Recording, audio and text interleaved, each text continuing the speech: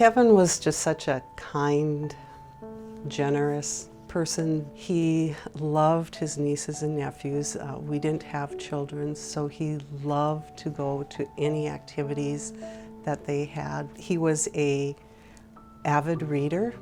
He always had a book with him. He was a very intelligent man.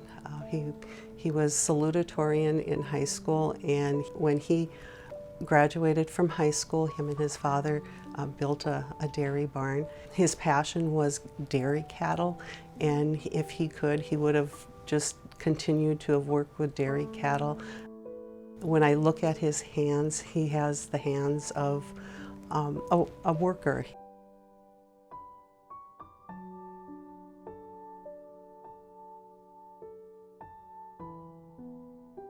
A sheriff met me and he said, "Mrs. Anderson, it's changed to a recovery. It's no longer a rescue. He could never survive this long."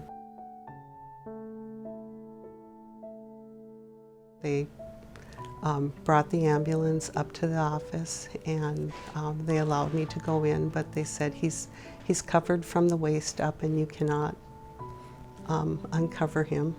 So I stood. I wanted to hold his hand so bad, but I was just able to stand next to him and hold his leg, and stayed with him for a little while. And when I exited the ambulance, at that point, so many of his coworkers had come up and they were standing there. They were covered in grain dust, and just the devastation on their faces. I knew that they tried to save him, but they just were not able to.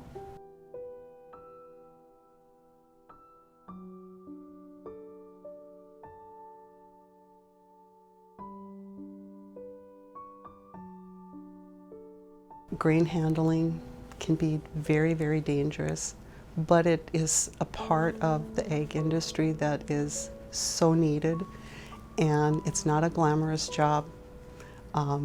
It can be dirty, it can be, tough, but it's work that has to be done, and the safety needs to be there.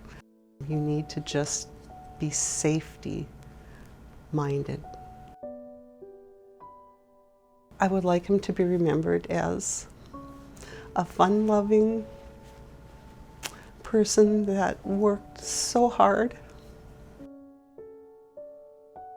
This year I just created a scholarship in his memory based on work ethic, and some of the applications that came in, he would have been so proud, a little humbled that there's a scholarship in his name, but just such a hard worker.